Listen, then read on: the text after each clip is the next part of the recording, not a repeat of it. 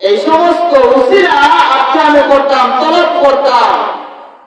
হ্যাঁ, যদি আপনি আমি উসিলা তালাশ করে আল্লাহরে পাওয়ার জন্য চেষ্টা করে মেহনত করে উসিলা তালাশ করি, তাইলে আল্লাহরে পাওয়া সম্ভব।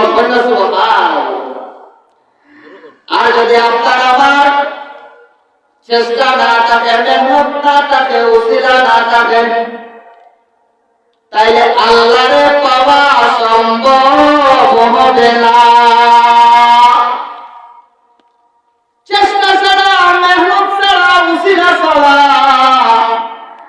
আল্লাহরে পাওয়া সম্ভব না।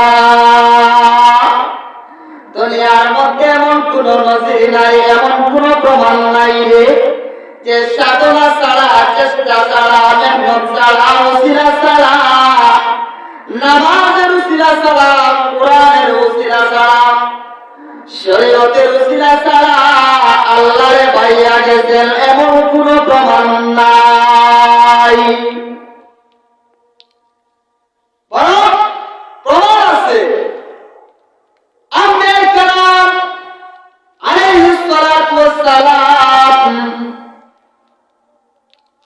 জান্নাতের চাবি পাওয়ার পরেও, জান্নাতের সুসংবাদ পাওয়ার পরেও এমন কোন নবী রাসূল নাই যে নবী রাসূল নামাজ পড়েন নাই। জান্নাতের সুসংবাদ পাওয়ার পরেও এমন কোন নবী রাসূল নাই যে নবী রাসূল নেক আমল করেন নাই। কিন্তু আপনার আমার এমন অবস্থা, না ঠিক মতো ঈমান আছে, না ঠিক মতো আমল আছে,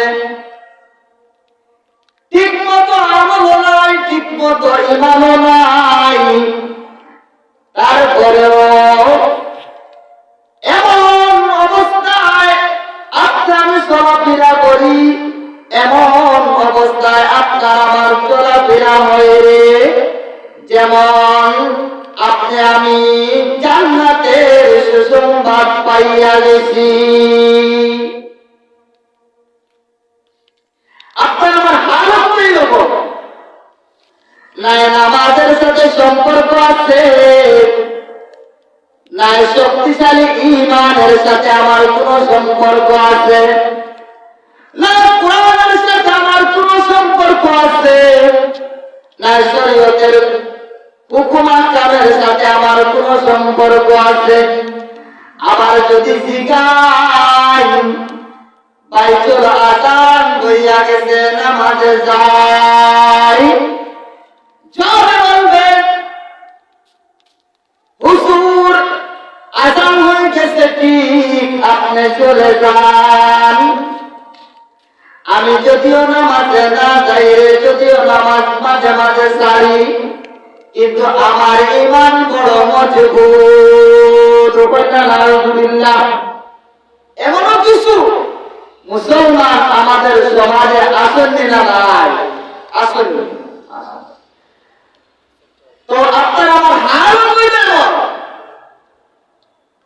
ঈমানের সাথেও সম্পর্ক নেই, নামাজের সাথেও তো আর সম্পর্কই নেই, তারপরেও মুসলমান দাবি করি, হায়াটা কত দরকার, লজ্জাটা কত দরকার।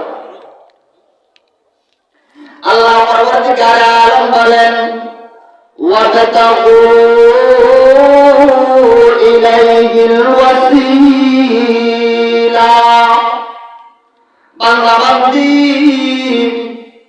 যদি আমি আল্লাহরে পাইতে চাও, আমি আল্লাহরে যদি খুশি করতে চাও, আমি আল্লাহর যদি জান্নাতে যাইতে চাও, তাইলে আমি আল্লাহরে পাইতে চাইয়া যত উসিলার দরকার, এই সমস্ত উসিলা তালাশ কর। আল্লাহরে পাইতে গেলে নামাজ পড়ার দরকার আছে না নাই? নামাজ ছাড়া আল্লাহরে পাওয়া কি সম্ভব? সম্ভব। তাইলে আপনি আমি নামাজের সাথে সম্পর্ক রাখবো। শুধু নামাজ পড়লে হবে না, নামাজের সাথে আরো অনেক শরীয়তের হুকুম আহকাম আছে। নামাজ পড়তে হইলে কোরআনে কারীম তিলাওয়াতের দরকার, কোরআনে কারীম জানা লাগবে।